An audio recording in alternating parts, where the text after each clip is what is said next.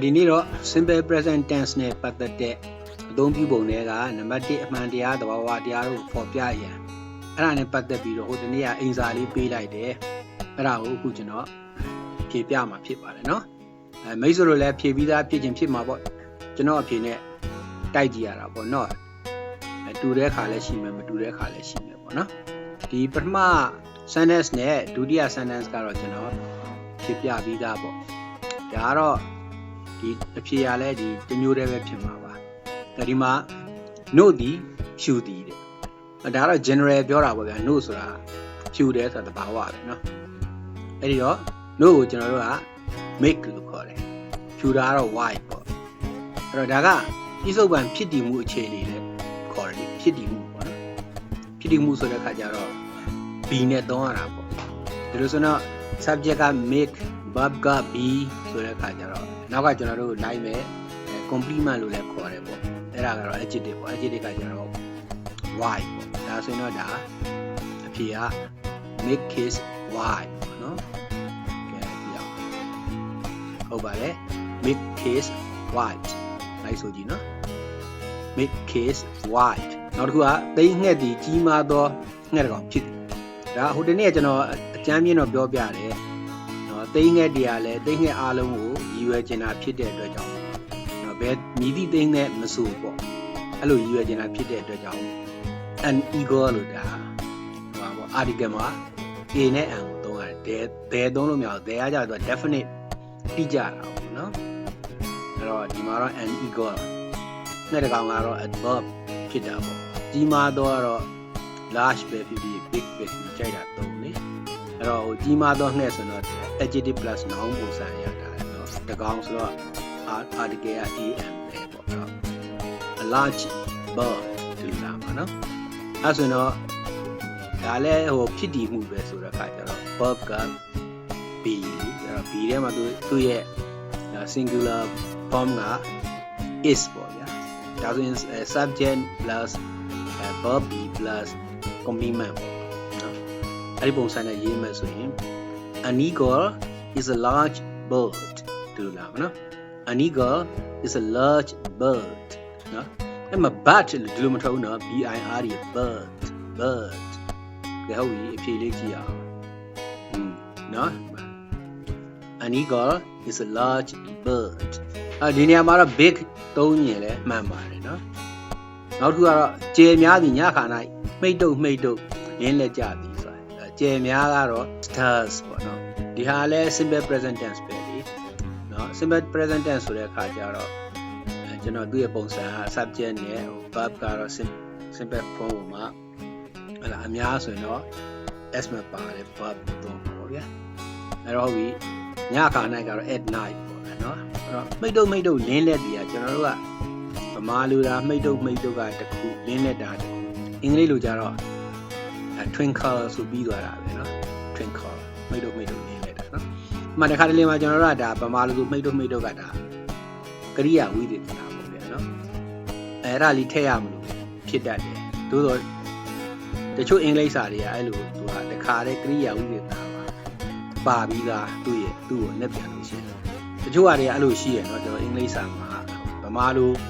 အပိုစလုံးထည့်ရမယ့်ဟာမျိုးဆိုသူကတစ်လုံးနဲ့ပြီးသွားတာရှိတယ်။ဒါကြတယ်ဗမာတစ်လုံးနဲ့ပြီးတဲ့ဟာအင်္ဂလိပ်စာကအပိုစလုံးထည့်ရတာလည်းရှိတယ်ပေါ့နော်။ဒါကတော့ပြန်တာလေးရှိပါတယ်။ကောင်းပြီလို့ဆိုရင်ဒါကကျင်ညာဒီကတော့ stars ပေါ့ဗျာတော့ပြီးရင် verb ကတော့မိတ်တုတ်နေတာကတော့twinkle ပေါ့။နောက်က complement ကတော့ညအခါနိုင်ဆိုတာ at night ပေါ့နော်။ဒီလိုဆိုရင်အဖြေကနော် stars twinkle at night လိုက်ဆိုတာStars twinkle at night. Stars twinkle at night. ဒီအင်္ဂလိပ်စာတွေဖတ်တဲ့အခါမှာအတန်အတွက်မှန်ဖို့အရေးကြီးတယ်နော်နောက်တစ်ခါအတန်အတွက်မှန်တဲ့အပြင်ကိုတုံးရဲ့ကိုအနေအမြင့်လေးရှိတယ်လေယူလေးသိန်းလေးရှိတယ်ဒါလေးလည်းမှန်ရမယ် stress ပေါ့မှန်ကန်ဟာလားသူဖိရမယ်နေအောင်မှန်ကန်ဖိရမယ်ဖော့ရမယ်နေအောင်မှန်ကန်ဖော့ရမယ်ဒီလိုရှိရနော်အဲကျွန်တော်တို့ကဟွာလို့မရဘူးအဲ့ဒါကိုတရင်းကြီးလည်းအတန်ထွက်လို့မရဘူးเนาะအဲ့တော့ကျွန်တော်တို့ပြောင်းလဲတင်တာပြောင်းလဲရမယ်အဲ့ဒါစုပ်ကင်ထားလို့မရဘူးเนาะโอเคနောက်တစ်ခုကမြောက်သည်ငှက်ပြောသည်ကိုကြိုက်နေတဲ့သည်ဆိုတော့ဒါလည်းသဘာဝပဲမြောက်ရဲ့သဘာဝ simple present tense ပေါ့အဲ့တော့ ဒီနေရာမှာကျတော့မြောက်ကဟိုကျွန်တော်တို့တကောင်တည်းကိုရည်ညွှန်းလဲရတယ်မြောက်အများကြီးကိုရည်ညွှန်းလဲရတယ်နော်ဒါပေမဲ့တကောင်တည်းဆိုလို့ရှိရင်တော့ general form ဖြစ်အောင်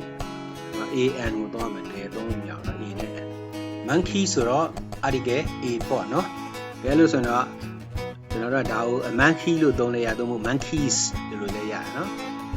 verb ကိုစဉ်းစားလိုက်တဲ့အခါကျ verb ကကြိုက်နေတဲ့တာတော့ like ပဲလीနော်ပြီးရင်တော့ object သို့မဟုတ် complement လို့ခေါ်တော့အဲ့ဒါတော့မပြောသေးရ bananas ပေါ့နော်လို့ဆိုတော့ a monkey likes banana သို့မဟုတ် monkeys like banana ပြောပါနော်အဲ့မှာ monkeys နော်အဲ့လိုပါတော့ banana လည်း bananas ဆိုပြီး s ထည့်ထားတယ် s မထည့်လည်းရတယ်ဒါတော့နော်တို့တော့ဟိုပေါ့လေ article ပြဿနာမတက်အောင်လို့ s ထည့်လိုက်တာပေါ့နော်ဒီမှာဆိုရင် like ဆိုပါ monkeys like bananas monkeys like banana ဟုတ်နော်အဲနောက်တစ်ခုကလာဟာကဘာရဲ့အရန်ဂျိုလားဒါလည်းပဲ simple present tense ပဲနော်အဲဒီမှာ subject ကတော့လာပေါ့ဗျာလာဟာဆိုတော့လာတီးပေါ့နော်ကဘာရဲ့အရန်ဂျိုလားဆိုတာမေခွန်းလေမေခွန်းဆိုတော့ကျွန်တော်တို့ကဒီကောင်ကအရန်ဂျိုဗမာလိုရေးတော့အရန်ဂျိုဖြစ်တီလာပေါ့ဖြစ်တီမျိုးလာပေါ့ဗျာဒီလိုမျိုးလည်းဖြစ်နိုင်တယ်အဲ့တော့အရန်ဂျိုဖြစ်တီဆိုတာရဲ့မေခွန်းဆိုတော့ဖြစ်သလားပေါ့ဗျာဒီလိုလေးပုံစံအဲ့လိုရေးတယ်ရဆိုတဲ့ခါကျတော့တိတာနေအောင်ဖြစ်တည်မှုနဲ့ဆိုင်တာပေါ့ဖြစ်တည်မှုနဲ့ဆိုင်တော့ဘာပြီးတော့မှာဆိုတော့လာတော့ခုနကပြောတဲ့ကျွန်တော်ကဘာမှာဆိုတလုံးနဲ့တော့ရှိတာဆိုတော့ဘယ်ပေါ့ဗျာအဲ့တော့ the moon ပေါ့နော်အရန်ဂျိုကြတော့အရန်ဂျိုတွေကဒီတလုံးမကလည်းရှိနိုင်တယ်ဆိုတဲ့ခါကျအဲ့ထက်မှာနော်တလုံးဆိုတဲ့ခါကျတော့ဒီတစ်ခုတစ်ကောင်တယောက် A ထည့်ရမှာပေါ့နော်အရန်ဂျိုက satellite အဲ့မှာ a satellite ပေါ့ကဘာရဲ့ of the earth ပေါ့ of the earth အဲ့ဒါဆိုလို့ရှိရင်ကျွန်တော်တို့ကမိခွန်းဆိုတဲ့ခါကျဗတ်ဘီနဲ့စာမှာ is เนาะပြီးရင် subject ကလာမယ် the moon နောက်ပြီးတော့မှ complement က a satellite เนาะအရန်ဂျိုမှာမှသူကဘသူရဲ့အရန်ဂျိုလဲဆိုတော့နောက်က noun modifier လို့လည်းခေါ်တာပေါ့ of the earth ဟုတ်ပြီเนาะအဲ့လိုသွားတယ်နောက်က noun modifier လိုက်ရတယ်ဆိုတာလည်းမှတ်ထားပါဦးအဲ့တော့ is the moon a satellite of the earth เนาะဒီလိုကျွန်တော်တို့ကပြောလို့ရတယ်ကြည့်ဖြေလို့ကြည့်အောင်ဟုတ်ပါတယ်เนาะလိုက်ဆိုပါ is the moon a satellite of the earth is the moon a satellite of the earth အဲ့မှာ earth လို့အဲ့လိုထည့် earth ဟုတ်ပြီနော်လိုက်ဆိုကြည့်ပါ earth เนาะအဲ့ဒါကို earth လို့အဲ့လိုထွက်အောင်เนาะဟုတ်ပြီဒါကိုကျွန်တော်တို့က a satellite of the earth အစားအတူရေးတာရှိတယ်နော်ဟို possessive case ကိုပြောင်းရေးတာရှိတယ် the earth's satellite နော်အဲ့ကြတော့ဒီဟာဟိုဖြစ်တော့ a ဆိုတာမရှိတော့အဲ့ဒါဟိုဟာတစ်ခုတည်းသောဟာပေကြလို့ရှိရင်အဲ့လိုပြောင်းရေးတယ်နော်ဟုတ်လားမှာ is the moon the earth's satellite is the moon the earth's satellite အဲ့ကျွန်တော်တို့ကကမ္ဘာပေါ်မှာလာလည်းတစ်ခုတည်းရှိတဲ့အတွက်ကြောင့်မလို့ဒါ article ဘယ်သုံးတာပေါ့နော်ပေကြလို့အဲ့လိုလဲရတယ်နော်လိုက်ဆိုကြည့်ပါဦးစာတော့မေးတော့ is the moon the earth's satellite is the moon the earth's satellite ဟုတ်ပြီနော်အဲ့တော့နွားကဘာကိုစားပြီးတော့အသက်ရှင်ရပ်တည်တယ်လဲဆိုတာဒါလည်းမေးခွန်းပေါ့နော်မေးခွန်းဆိုတော့ဒီမှာ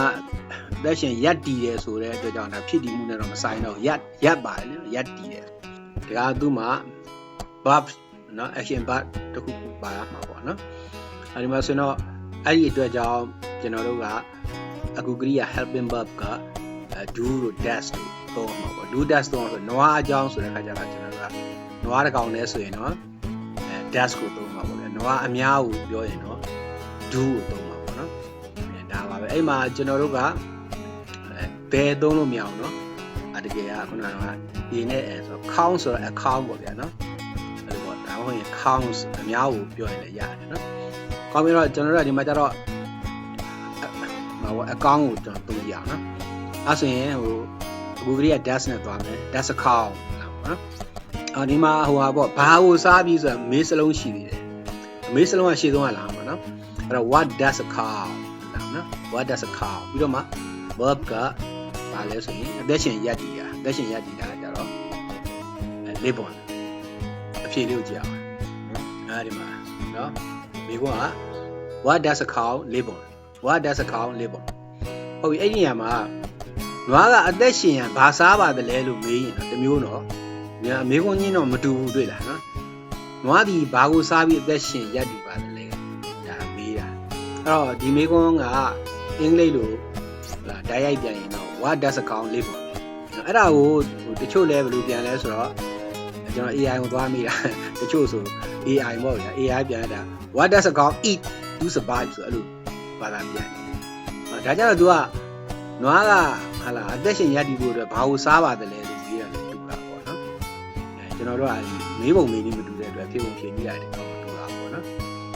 AI အဲ့လိုလဲဖြေတတ်တယ်ဒါပေမဲ့ तू ကလည်းအဲ့ဒါတော့မမှားပါဘူးနော်သို့တော့ဒီနေရာမှာကျတော့ကျွန်တော်တို့ကcontext ကို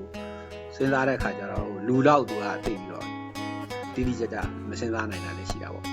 အဲ့လိုပဲဒါကလူထဲမှာတော့မှဒါကျွန်တော်ကဒါအဲ့လိုမျိုးဟလာတိတိကျကျစစ်စစ်ပေါက်ပေါက်စဉ်းစားတာတချို့ကြလည်းဒီလောက်ကြီး AI လိုပဲတွေးမဲ့ထင်မဲ့လူလည်းရှိပါတယ်เนาะအဲ့တော့ဆိုကျွန်တော် what does a cow eat to survive ဆိုတော့ဒီလိုလဲမိခွန်းထုတ်ချင်ထုတ်မှာပေါ့ဟုတ်ပြီအဲ့တော့ဒီမှာနောက်တစ်ခုကတော့နွားကမြက်ကိုစားပြီးအသက်ရှင်ရပ်တည်ပါတယ်ပေါ့နော်ဒီမှာဆိုလို့ရှိရင်ခုနကကျွန်တော်ပြောတဲ့အတိုင်းပဲဒါကအဖြေဖြစ်သွားပြီဖြေဖြစ်သွားပြီဆိုတဲ့ခါကျတော့ပေါ့ subject ကအရင်လာမယ်လေအဲ့တော့ subject ကတော့ account ပဲပေါ့နော်ပြီးရင် verb လာမယ် verb ကတော့သူကအသက်ရှင်ရပ်တည်တာပေါ့အဓိကတော့အသက်ရှင်ရပ်တည်တာကတော့ lips ပေါ့နော် lips ပေါ့ပြီးတော့မှမြက်စားပြီးတော့ဆိုတော့ on grass ပေါ့ lips ပေါ့ဒီနေရာမှာကျွန်တော်တို့အသက်ရှင်ရပ်တည်တာ lip ရဲ့နောက်ကဘာလေးထည့်ရလဲဆိုရင် preposition on လေးထည့်ရတယ်နော်အဲ့ဒီမှာရိုးရိုး lip နဲ့မတူဘူးเนาะနောက်က preposition လေး on လေးထည့်လိုက်တဲ့အတွက်ဒါတွေကပြောမဆို phrasal verb သဘောပါနော် phrasal verb ဒါ phrasal verb ဒါကျွန်တော်တို့က phrasal verb ပြည်လဲပဲကျွန်တော်တို့ကတော့ပြီးရင်တော့ပြီးတန်းလေ့လာပေးပါမယ်နော်ဒီလိုဆိုရင်တော့အဖြေက a cow lives on grass ပေါ့ဗျာဟုတ်နော်ဟုတ်ပြီလိုက်ဆိုကြည့်ပါ a cow lives on grass a cow lives on grass ဟုတ်ပြီနော်အဲ့ဒီနေရာမှာအစောကကျွန်တော်ပြောလို့ပေါ့ cows live on grass ဒီလိုလဲ plural form နဲ့ဖြစ်နေတာနော် cows live on ဒီနေရာက plural ကြတော့ဟိုဖြစ်ပါ verb က s ပြောက်ပါနော်သူက simple form မှာ s မှာပါတယ်ပေါ့ cows live on grass ဒီမှာလဲဒီတိုင်းပဲ what do cows live on လို့ရနော် what do cows live on ဒီနေရာမှာ does နေရာမှာ do ဝင်ပါပါနော် a ပြောက်သွားတယ်ပေါ့ cow ကတော့ plural form ဖြစ်ပါပါနော် okay နောက်တစ်ခုကနွားဟာအသွေးသားမစားပါအဲ့နွားကအသွေးသားမစားဘူးဆိုဒါလည်းပဲသူ့ရဲ့သဘာဝပဲเนาะဆိုတဲ့ခါကျတော့ဒီမှာဆိုလို့ရှိရင်ကျွန်တော်တို့ကနွားကိုကျွန်တော် general form နဲ့ပြောရင်အကောင့်လို့ပြောမှာပေါ့နော်အဲ့တော့မစားဘူးဆိုတော့ doesn't eat ပေါ့เนาะပြီးတော့ object ကတော့ဘာလို့မစားတာလဲစဉ်းစားလိုက်ခါကျအသွေးသားဆို flesh ပေါ့နော် meat မဟုတ်တော့ meat ကကျွန်တော်လူတွေစားတဲ့အသားကိုခေါ်တာခလို့ကျတော့နွားပြောမှဆိုရင်သွေးလွတ်သားလို့ဟလာရှောင်းတယ်လို့ကျွန်တော်တို့လူတွေပြောကြတယ်မလားအဲ့တိုင်းပဲပေါ့နော်အသွေးအသားဆိုတဲ့ဘော flesh ကိုသုံးရမယ်ဒီမှာနော် cows do not eat flesh cows do not eat flesh လိုက်ဆိုကြည့်မနော် cows do not eat flesh ဒီနေ့တော့ဒီလောက်နဲ့ဖြတ်ထားလိုက်မယ်နောက်ရက်ကျမှဆက်တာပေါ့နော်